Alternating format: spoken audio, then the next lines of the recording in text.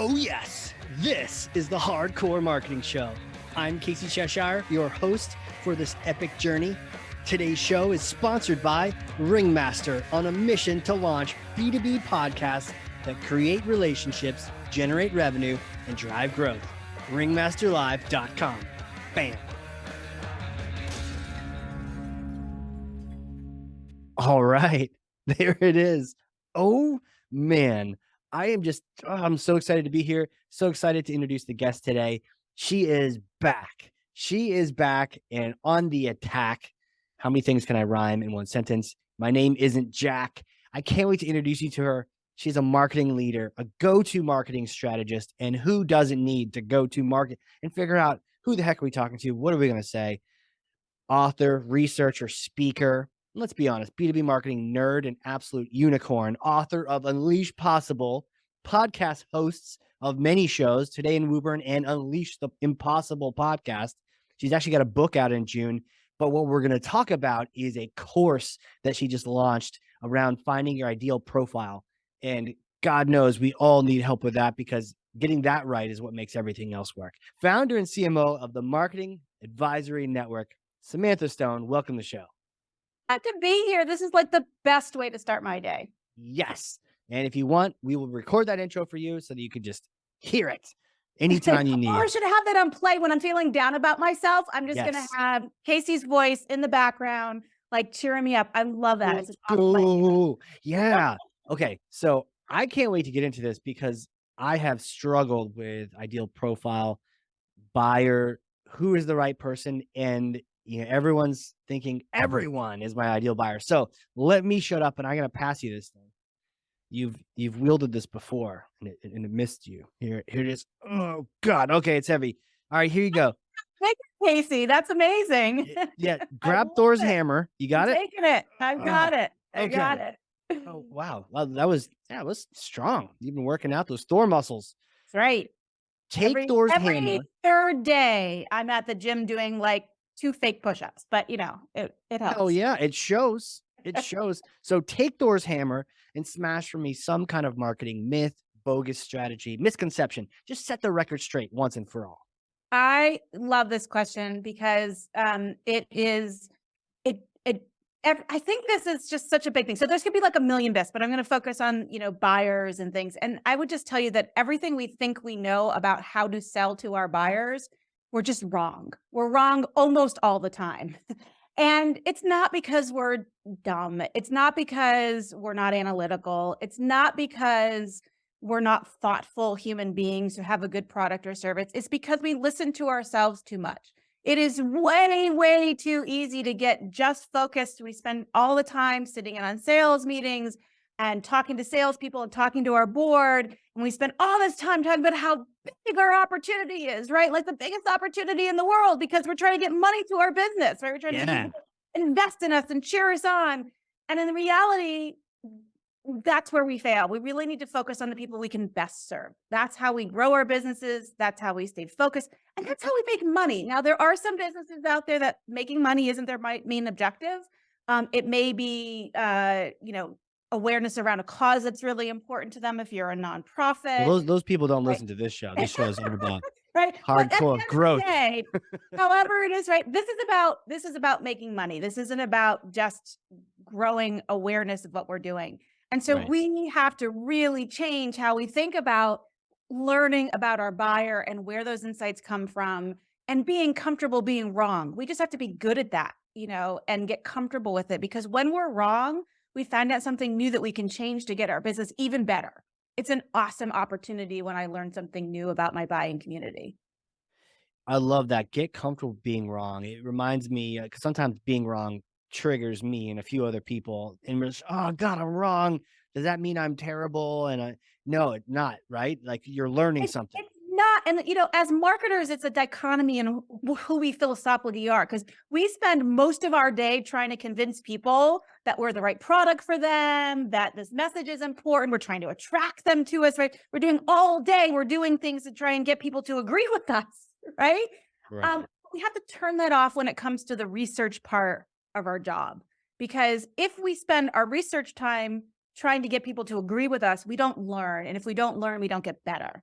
And so I struggle with this, Casey. Anybody who knows me and has known me for years, and anybody who knew me way back would feel even more strongly about this. Like, Samantha, you do not like being wrong. right? We're It gonna is put not your high my school my photo as a, like a you think my video hair is over. wild now? You get the high school I mean, I had the full 80s, hairspray vibe Yeah? going in me. Jeans and, like, the MTV T-shirt maybe? I had it all. I had it all. Well, I didn't have an MTV t-shirt because I lived out of the country, so, I didn't have that, but I had, the whole crazy jeans and the crazy hair and, you Heck know, yeah. I think we listening to should my bring it back. Walkman, You wanna bring it back? What do you think? the crazy hair. I don't think I Yeah. could afford the hairspray, that would be I really know, right? I don't think our environment can afford the hairspray either. really, really bad for the ozone layer. Maybe because that style went out, that's why the ozone hole repaired itself. Is that what it is? That's I what don't it is. know. Yeah, yeah. But okay, you were talking about how when we're doing research to figure out who our ideal buyers are, instead of trying to learn something, we're trying to convince people of something. And that spoke to me as well, trying to get agreement from people instead of trying to honestly get some disagreement. Get something that disagrees even with yourself. So how do we go about doing that? Yeah, so it's really interesting challenge because when you're doing research, even when you're the best of intentions, right? I'm really going to learn. Sometimes when you're doing message testing in particular, this comes up as a barrier because somebody's getting excited about the thing I'm putting in front of me. They're getting good feedback. So what do? Our body language leans in, we smile, we make subtle cues, and the tone of our voice goes up a Yeah. little bit. And it's not even intentional, right? But the person that we're interviewing and we're collecting feedback from, they hear that in our voice and in our body languages. So, two things that are really important to do research objectively. So, first of all, how you frame questions. And so I do a few things. So, first thing is I always ask both prompted and unprompted questions. And I know you know what those things are, but some No, folks no, no. Tell might me. not. I'm pretty much a So caveman with a computer. I don't believe that. Caveman with a laptop. That's my future podcast. I would so listen to that, Casey. Yeah, Right? absolutely listen to that. I'm all in.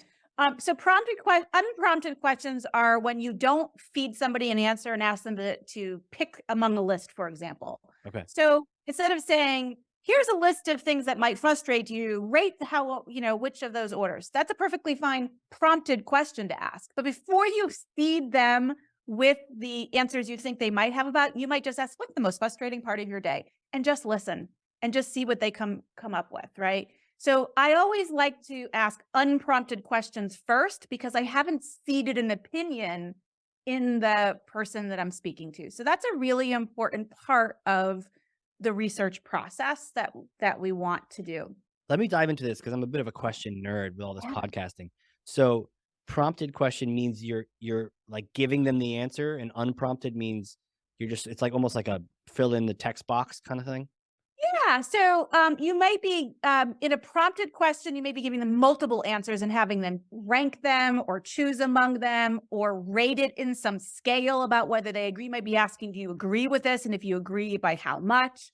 So you give people that. But an unprompted question is sort of an open-ended question that they are just going to give you feedback. Oh, I love that.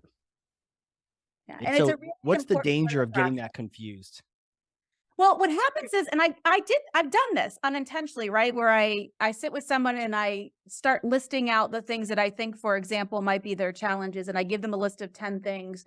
And I did this little experiment with myself, a completely unscientific experiment, but I wanted to sort of test how important it was the order.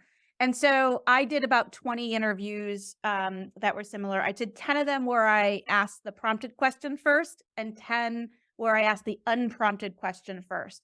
And what I found was when I asked the unprompted question first, I got a lot of variety in the end. Not That's not true. It's not that I got a lot of variety in the answers, but I would get things that maybe didn't sound like that was on my list. They use their own words, they use their own phrasing, which is important for a marketer, right? Because if we want to sell to buyers, we want to sound like them. And so them telling me how they describe the problems and challenges they have is really important. When I asked the prompted question first, and then I said, so what's your most frustrating things? It sounded like my list because I Yeah. had already seeded it. And so mentally, people are going to use the words and phrases they just talked to you about. Yeah. And so it's not that it isn't useful information but it becomes far less useful to me if I am predisposing how they talk about their challenges, or it could be any other aspect. I'm just using that particular type of question as an example. Right. Almost like I could see, I mean, I think I even remember somebody asking me a prompted question, one of those, survey or something related to a company. Hey, what value do you get out of our service or whatnot? And they gave me things, none of which were really the thing. But I Right. had to pick one. So in my mind, I'm thinking, wow, your marketing is going to be going all after any one of these things, and none of those are the reason why I bought your And product. that is the exact thing you want to avoid doing, right? And here's the thing, and it's so common because what happens is we build a product or we design a service, and we spend a lot of time and money developing whatever it is that we bring to market. Yeah. And we often naturally want to promote the thing that was hardest for us to do, right? Because that is the thing that we made the investment. But it doesn't always mean the hardest thing to do is the thing of most value to our buyers. And so when the situation you just described, my heart hurts a little bit because that person thinks they're doing the right thing. They're asking you questions. They're saying, look, I gave you a long list. You picked these top two. But without that greater context, without letting you have the opportunity to openly say what value, you don't learn that this little thing that you didn't even realize your buyers were using your product for, all of a sudden becomes more important to them. That affects your messaging. I'll give a really common example of this that we all have heard of. So when LinkedIn's product first came out, I mean, many, many moons ago at this point, right? It was basically a resume tool. You put your resume on LinkedIn and recruiters called you to offer you jobs, or you connected to recruiters there. That is what the system was. Well, all of a sudden, people started using LinkedIn in really different ways for very broad purposes. And it is now, certainly used for that purpose, but for many, many, many other things as well. At first, LinkedIn resisted that a little bit. They resisted the change because they said, but it wasn't built to do that. But had LinkedIn not come around, it may not be the product that it is today, because we have to let our customer, our audience guide not just how we talk about what we do, but what we deliver and how we actually deliver it. Wow. They could have easily been monster.com at this point, you know, Correct. Correct. which or Career Builder, which maybe they're still around, but no And network not effect, that those are no. necessarily bad businesses, but No, they're different businesses. And different. LinkedIn ended up listening to their audience, and they ended up putting in different kinds of features, some of which stuck and some of which have, right. And all great durable companies that last over time evolve. Because if you're doing something incredibly well, and even if you create a whole new category, if it is a real market, other people are going to join you. They're going to come along for the ride. So you have to build businesses that evolve, and being very open to how your audience's needs are described and what they do is one of the ways we build a durable business, not just a good business, but one that can last many years. That is it, right? Like, we'll just go to print with what you just said, because like that summarizes why we're gonna get into your course, why we're going to spend all this time for this research, because whether you're just starting out or you've been around for a while, you need to evolve. You need to listen, whatever you first did is probably not the thing anymore. Talk to me about that. So maybe we did this right in the first place. I imagine that our buyers are shifting and changing too. So even if you nailed this 8 years ago, it's a different story today. If you nailed this a year ago, it's Oh a different no. story today. The research that I did, I really looked at people who did, sort of persona and buyer insight research and what they did. And we know they're more profitable, their customers are happy. We know all of those things. But the other thing that I found really fascinating is the people who did like really serious every 6 months checkpoints were significantly better at driving revenue and meeting both sales and marketing business goals than the people who did it less frequently. And so, I come from a philosophy we should always be talking to customers as a species, but a concentrated, real effort every 6 months that's meaningful. And if nothing else, this last couple of years has made that even more important because buyers have accelerated digital transformation. So even B2B buyers who we think need to talk to, say, like you're buying something that's $200,000 and it's highly configurable, I'm going to talk to a salesperson, and the salesperson plays this incredibly important role. Salesperson does play an incredibly important role, but those buyers still want B2B e-commerce experiences as part of that process. And that is grown more and more and more. And one example of that is even something as simple as doing an electronic transaction where I'm putting a purchase order into an online form and I'm signing, all the things that need to be done and I'm placing an order that way. B2B, we still ship out email. I mean, thankfully we have e-signature systems, a lot of us, right? We moved a little bit more to that, but we're still shipping things in email. Contracts are going back and forth that way. We can't accept, purchase order numbers in our, systems today. So we have to really be better at B2B e-commerce. So that's one example, but in your business, there are going to be lots of other things that have shifted. Now, I have never done a research study where we didn't learn something new, but sometimes they're just validating, hey, we're on track. Competitive market is the same and the changes are subtle. And that's okay, but you want to know it. You don't want to be guessing if there are significant things that I need to shift, because if you don't change them now and you wait a year or 2 years or 3 years, other people are going to move faster than you and you're going to lose whatever advantage you have with those customers. And look, we're going into a recession globally. That is going to happen. That has started to happen. It's not the end of the world, but we're seeing big things happen as a result of that. And whether or not your company is going to financially suffer or your buyers are, just everybody's on edge and at risk a little bit and a little bit more Mhm. careful. So when that happens, you need to refocus on your current customers, because getting new customers is just going to be harder. It's going to be harder. Doesn't mean you're not going to do it. Doesn't mean you're not going to be successful and make money, but it's going to be more work. And so protecting the customers you already have and upselling and nurturing those customers that you already have is really, really critical and important. And we tend not to focus our attention there, and we tend to focus on the new things that I can pull in. And that is always a risk, but it's particularly dangerous in an economic time like we're facing now. Love that. That I feel 6-month like we check. got really serious all of a sudden, Casey. I'm sorry. We did. Okay, quick juggling interlude. Oh, yes. Yes, I love it. Okay, and boom. Great. So, yeah, I love the idea of the 6-month check, and in my mind, I'm thinking, "Okay, that's how I make sure I can get more customers," but you mentioned the upsell, so it's like, "Okay, now I know how to continue to provide value to my existing customers and potentially get them even more engaged in our services or products." That all sounds like a win-win. How do I model out this meeting that happens every 6 months? What kind, or research, what has to happen every 6 months and how do I do it? Yeah, you need to actually build a research plan. So research comes in lots of ways. So we as marketers have, generally speaking, most of us have a continuous feed of data. Even in the most simple environments, we have Google telling us what pages are being visited at what, and how often. We know, if not exactly who's opening our emails, we have a sense of those. We attend events and we talk to people, right? So we have all these data points that come in. If we're lucky and we have a technology product where we can see what features are being used within the product, right? There's another stream of data that comes to us. So there's just tons and tons of data coming from us. You start there. You start by understanding and asking yourself a bunch of questions. Where are we making money? Where have we seen shifts in win rate? Where have we seen changes in average deal size? What's happening in the market overall? Like you begin with all of that.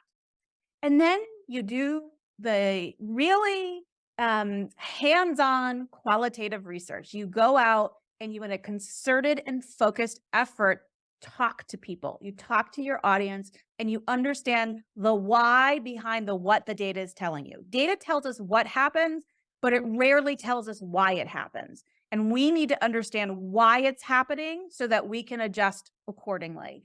And so you go out and you talk to people. Sometimes you just talk to 5 people. It's okay, right? 5 people is better than no people. Sometimes you need to go out and talk to 200 people, right? It depends on what you're trying to do, how diverse your audience is, and all of that. But talk to people who are actually in your target audience. Yeah.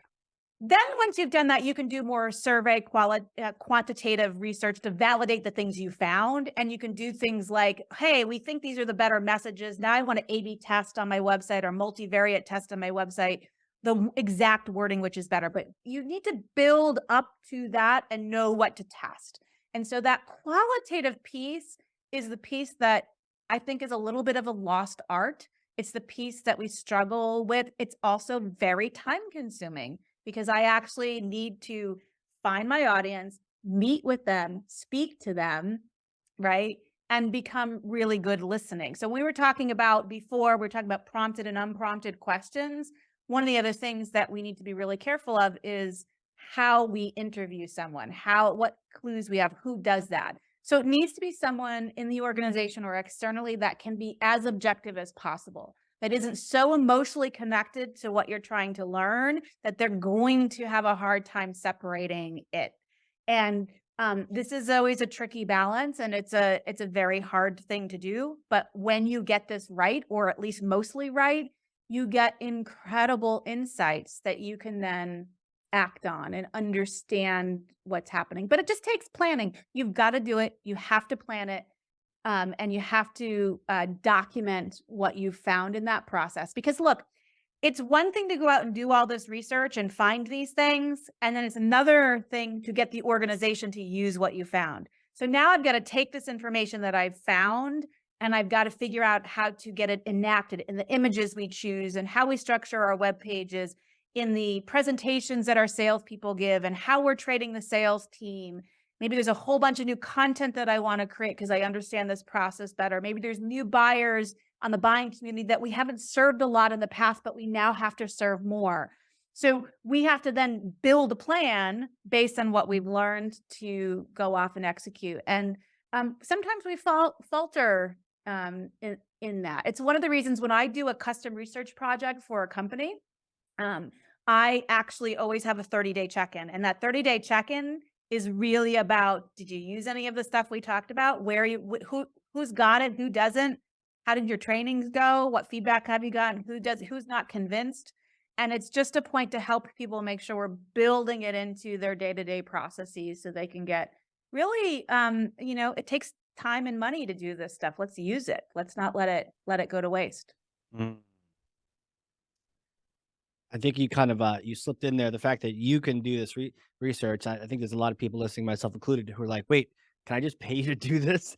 But I Yeah, think it's important to I get to in do it. front of your customers. You know? I'm always happy to do it. So let me tell you when it makes sense to do that. Okay. So it doesn't always make sense to pay some. I mean, even though I make my money doing that, it's not always the right scenario for someone like me to be Yeah. brought in to do it. So it makes sense to do it when you have a team that is mostly focused on maybe demand generation, and maybe you have a single product marketer or no product marketing, or you have lots of brand team, people who don't have research skills. And so sometimes it makes sense to hire someone else to do it because you don't have the skills in house and you want to teach them the skills. So sometimes it's just to pay someone, sometimes it's to sort of mentor and coach people through a live project that they can build up those skills. That makes sense. Another time it makes sense to have someone is you've done research or you've thought about doing research and people are arguing. There's an intense argument and tension across the business on things that people feel are universal truths. And Mm. so sometimes I'm brought in by product marketing teams who actually know the markets fairly well, but they can't convince someone else in some part of the business to make important changes. So they want a third party to come in to help do some research and also facilitate the discussions of how to adapt to that information. And those tensions come from all kinds of normal ways that happen within an organization.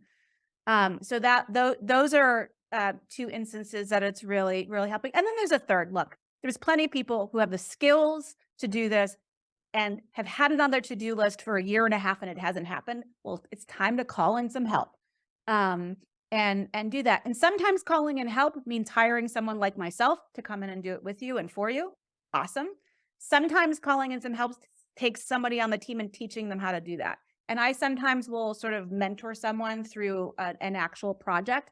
But I also recently launched a class to help people learn some of these core skills to get started. And the reason I did that was you should have these skills within your organization, right? Like, that and somebody, not always can somebody afford to hire someone like me, right? Sometimes they can't afford it. Sometimes they can afford it, but you inherently have lots of these things you want to do. So you want it to be inside, and you want people to be growing and learning their new capabilities. So learning it is really possible. So I want people to do this. How they do it, I'm happy to teach you how to do it. The book that I wrote does a lot of this. The course that I wrote does a lot of this.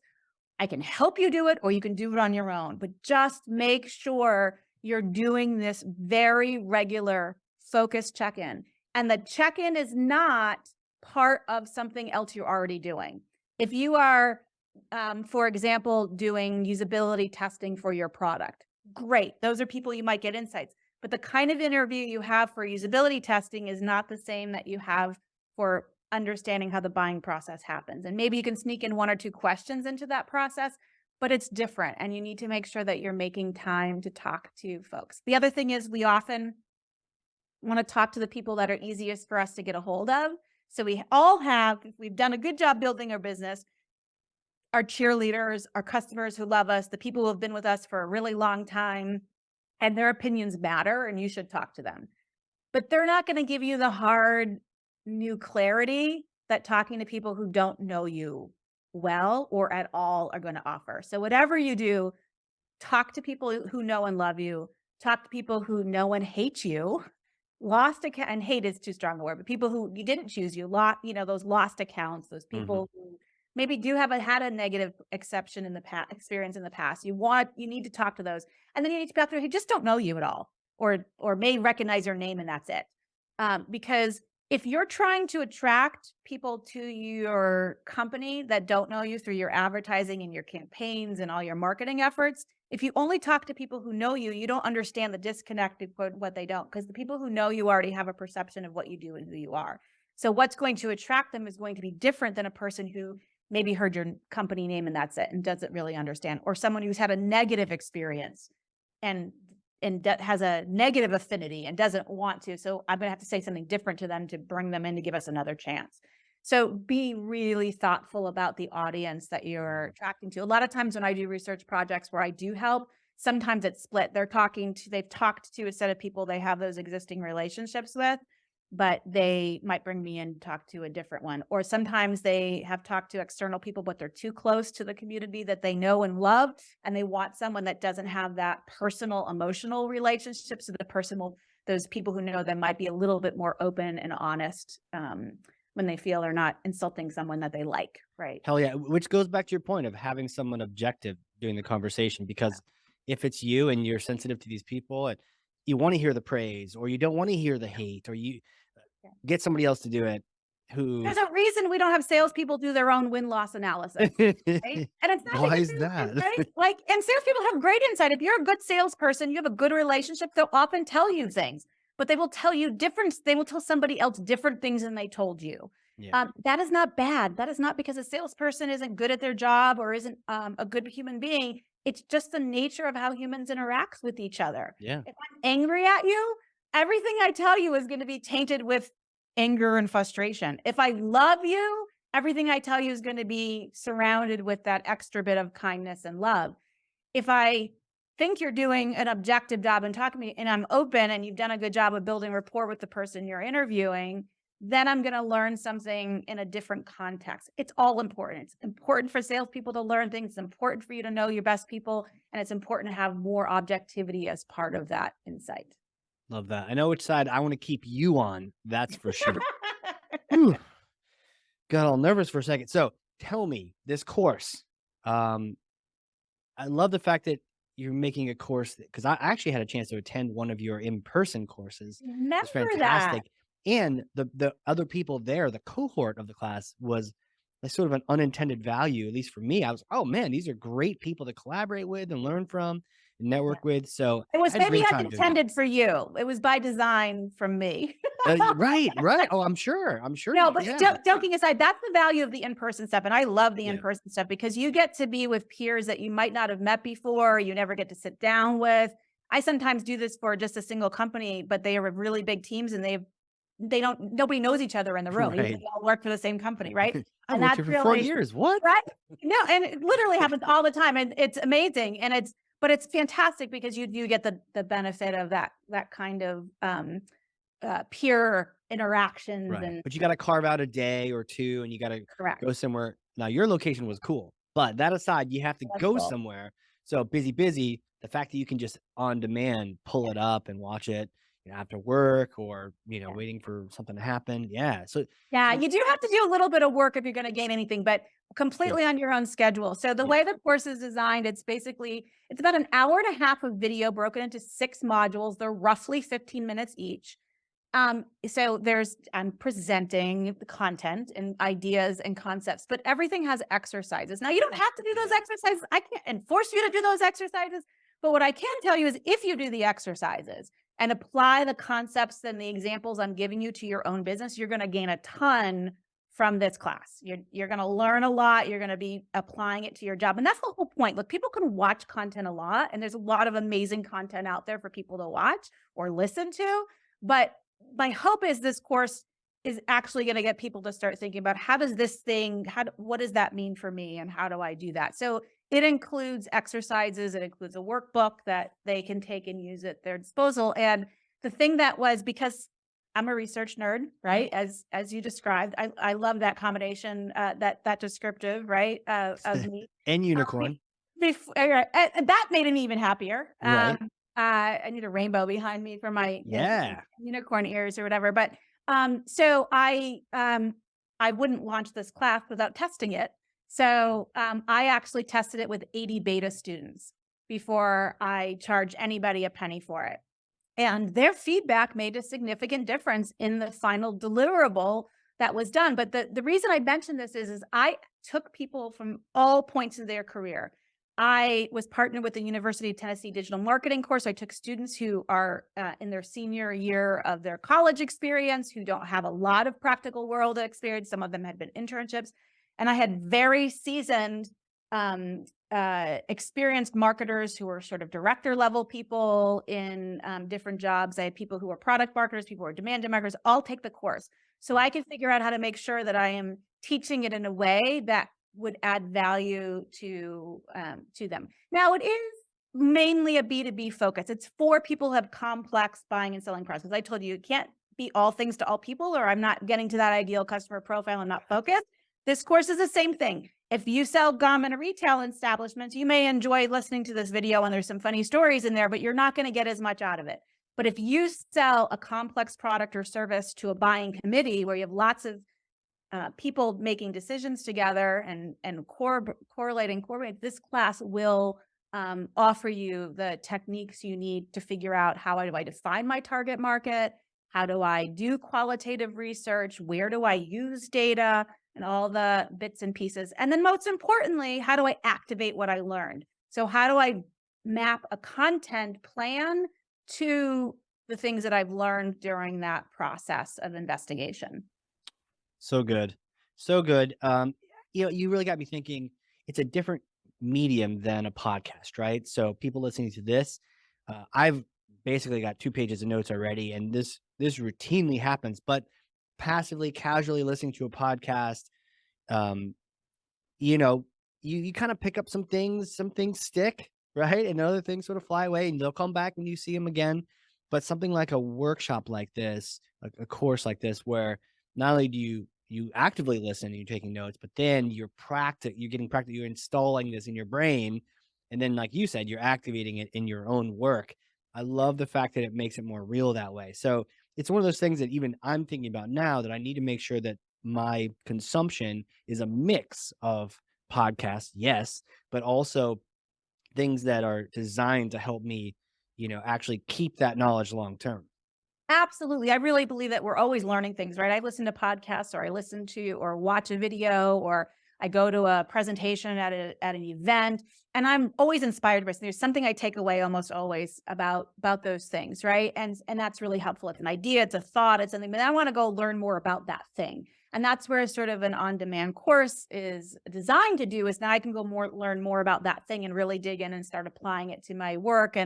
And you know what? After that, it's not everything, right? You're not getting the equivalent of a year course in an hour Right, and a it's not half an MBA. education, right? Exactly. And But it's also not an MBA. I mean, you can do it in a couple correct. days You maybe can or do however it in a you in a could sit day. all at once if you wanted to, but you wouldn't do all the exercises all at once. It No. would be a good use of your time. But you can learn a lot more than just doing those other things. And so it's another step in the process. I do this all the time for myself. I attend live conferences so that I can learn things. I watch videos. I don't listen as much to podcasts. I'm a little embarrassed to say that, but auditory only. I find my brain doesn't focus very well. Yeah, So it's you not need the right my best show. learning. You just It's need the not right my show. best. Yeah, I need the Yeah, video. So like someone like you who publishes the video that helps because my eyes and ears are listening at the same time. totally. But I also have taken structured courses. I took this great artificial intelligence business strategy course through MIT, which was a 6 or 8 week course that you come out and do all these things. Great. I'm still going to learn that way too. Yeah. I interview people all the time. I join folks like you and have conversations. So I really think that it's an opportunity for us as marketers to share what we know and the mistakes we've made and the lessons we've learned to be able to share that in many ways. People can read the book, people can take the course, people can hire me to come out and teach a custom workshop, people can hire me to do work, right? I offer all those things intentionally because I think people are in different places and it's really valuable for us to be able to offer things and meet them where they are. And my clients need to do the same thing. No matter what you're selling, you need to meet buyers where they are and deliver to them different things based on where, what it is that they need at this time. Doesn't mean you're going to be all things to all people. We've Right. talked about that. You can't. Right. But the people that you can best serve, you want to make sure that you're serving them in all the ways they need you to. Yeah. Love it. So where do I get this thing? Where do we go? Oh, yeah. Where do we So, submit? if the simplest way to get to is if you go to unleashpossible.com, in the services section of the website, you'll see a link to the course. If you click on that link, it's going to take you to Teachable. Teachable is a learning platform. I have really liked the way they allow you to structure courses. I find it really helpful. Students can come and go at their own pace. It's easy to find where you are and pick up. It's easy to download things in each module. But if you go to unleashpossible.com, that's where you'll find the link to it. The Teachable link is a little funky in length, so it's hard for somebody to listen to it and get it. But Yeah. also, if you've been on Teachable before and taken other classes, if you look for the Unleashed Possible School, you can get there directly that way as well. Okay, cool. And then like a cooking class, we'll magically put that link, that direct link I to love it. Teachable in the show You notes. are magical. You are the Yeah. ringmaster after all, right? Yes, yes, but more importantly, I have really good people like Sam and other people listening to the show and Jess who are going to be magically making it all happen so that I'm the caveman with a laptop. So, You don't give yourself enough need a credit. good team. Yeah. Yeah. Okay. So Marketing is a team sport, thank goodness, right? It's really hard to 100%, do it all by 100%. yourself. That's where we're a little different than sales, right? Out there, you're just crushing your game versus marketing. We really got to collaborate and figure this stuff out together. So what about connecting with you? So we're gonna go get your course. Where do you want people to reach out? Yeah, so definitely unleashpossible.com. One of the things we didn't spend a lot of time talking about, but is shipped is B2B commerce experiences. And so if you go to that website, you can book time directly with me. If you want sort of a focused effort, you could just say hello and book like a casual check-in meeting, and you can do that all through the site. And I encourage people to do that. I love when I open up my calendar and there's someone new I get to meet. That's like super Yeah. fun. Awesome. And then there's also LinkedIn. I'm active there, so people can certainly find me there as well. Okay. Love it. And we will link to all those things. And yeah, I mean, what a great, when people reach out, they should definitely mention the podcast so they know they're not about to get spammed on LinkedIn. Um, Yeah, that definitely. I love when people tell me how they, keep me, hey, I heard you on, or I read this, and wanted to say hello. And I really do love it. I try and respond to all of it as quickly as I can. Sometimes I can't do it immediately, but most of the time, within the day, I can get back and say hello if it makes sense. And sometimes actually meeting and saying hello. So sometimes people just let you know what they heard, and it's awesome. I love when that happens. It's really yeah, really rewarding. bunch of marketers all saying, "Hey, here's your source for attribution Yeah, tagging." and here's what I can tell you for sure. Yeah. I don't add any, I don't have an email newsletter. Nobody's going to get it put on any list. What? So I I think you kind of know. need one though. I I mean, Well, I had one for a long time, and I found I wasn't candidly very great at maintaining it. I really Oh, like sure. the long form content and the other stuff. So occasionally I'll send something out to individual people that I think they would find Cool. valuable. But I haven't. But anyways, nobody gets put on anything unless they are very explicit about wanting to be. So Good, good. I know that Some that's a risk, right? We all have very full inboxes and get lots of cold calls and they things. keep getting more full though. It's so weird. Get it to 0 and it just fills back up again. It's so I weird. have never, ever for 1 minute been at a 0 inbox. I do not know how you and others achieve that. It is not something that I am capable of, so I Yeah. bow down to the 0 Do you inbox wanna people. hear the strategy that I was taught? Yes, You do should you only just use it on freaking occasion. oh, what do you do? So you go into your inbox, and this is very strategic. You find the all email checkbox. You click that and you say select all, not just what you're seeing, but all my entire all. Yes, selects them all, and you hit archive. Ah, so you're pretending you're in your inbox. No, that Yeah, I was a could strategy at a probably filter it to other folders too. Uh, true, true. But that was a strategy at a conference, and the idea was, yeah. if it's really important, it'll come back again. I'm not saying everyone should do that, but it's something to think about. I totally get I do the way I manage it for me is I do unreads sort of filter differently in my inbox from Sure. read messages.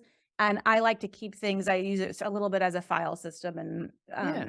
But if you think about read, like maybe you skip 2 pages worth, and then those yes, emails and beyond are like 2 for months sure. ago, and to your point, things change so rapidly that 2 months ago and beyond, I'll keep it around, but it's probably not a thing anymore, if Yeah, I've it's just been holding really on to for it. reference, something that's already been resolved or an attachment that I want to keep or something like that. Now I do, I joke about I've never had zero backs, which is completely true. I never have, and I suspect I never will. But I really do. I'm very selective, and I'm really careful about how I use email communications. Smart. Email is amazing, and it serves really important purposes. But if I can pick up a phone and call somebody, and achieve what I need to do, or schedule time with them and have a quick chat, or do other things. I heavily use those other methods because I find that those are more, or maybe there's a message through a LinkedIn or something else that can be more purposeful and more effective. So I try and use email for the way it is designed versus Yeah, for all communications, and that's not the case everywhere. I've definitely worked with companies that literally everything is an email. sure. That I find that tough. That is tough. That's tough to manage, but I will say, next time we get together, let's get some coffee. You go get the coffee, leave your laptop open in front of me for like 30 seconds, and I can help you get to inbox 0. That's what friends are for, I getting in front love of it. an You're gonna inbox archive it 0. all on me. Well, yeah, we'll definitely do a beverage. We'll do that part for I'm sure. like, "Look what happened. Look, your email. It's It's just all good." F duty. How did that ever happen? Hey, you're welcome. Right. There's probably most of it in there that nobody would miss, right? A lot of that, what's in there is not important. And so how do I do think it's our job. And it's funny. I know we're not talking about marketing when we're talking about sort of this organizing yourselves, but I think raises a really important point. All of this that we're talking about, the people that we're trying to solicit have the exact same experience. They have these overflowing inboxes and voicemail boxes and things, and they're working differently than they worked before. And so this is part of that, like, understand your buyers, understand it. I will just tell you this little tidbit. I was helping a client build a presentation for a big conference that's coming up that we're all flying to in Florida. And they're selling to engineers who work for energy companies. So really technical, operational people. And we were building the slides and like, there's too many words, stop, right? And then like, wait, Samantha, hold on. We're not presenting to marketers. So I sort of did a little mini test with them, folks. You know what? They like different things than I like, right? So it was just a reminder to myself why we have to do those moments of pause, understand our audience, and make sure we're doing the things that deliver what they need, not necessarily what we like or prefer. Yeah, 100%. That wraps it up with a bow. You gotta ask them, you gotta learn from them so that your marketing can be powered and powerful. Right. Uh, Constantly learning, constantly. yes, yes, constantly learning and asking and listening and then adjusting and evolving, to your point. is so important. Thank you so much for coming on here. I have learned so much from you. Every time we chat, that happens. You can't help it. I can't help it. And it's just amazing. So I really appreciate. I can't wait to see everyone signing up for the course too. Oh, well, thank you. I hope people really get value out of it. And if you do take it, give me feedback. I do have a number of new additional courses that are in the pipeline, but I'm not going to build them until people are really clear about what they want and need. So I have some ideas and I know where I'm headed, but don't be shy about reaching out because I believe what I'm saying. Yeah. And thank you so much, Casey, for having me on. It's always a pleasure. Absolutely, and for those hearing that, she means that too. She really does mean reach out and give her thoughts on things you're trying to learn. If you're trying to learn marketing, this is the person to learn it from, and she's gonna be the most kind and forgiving. You can ask the dumb questions. She survived an hour with me. Imagine that. So, and I know you learned something even just passively listening to this podcast because I literally have 2 pages of notes over here, front and back. So, if that's the case, share this episode with one other person, 9 other people, 3,000 people, whoever, but get good information into other people's hands. That's thought leadership. With that, Samantha, you are the bomb. Thank you again. Thank you so much. All right, everyone. This has been a crazy, crazy cool episode of the Hardcore Marketing Show. We will catch you all next time.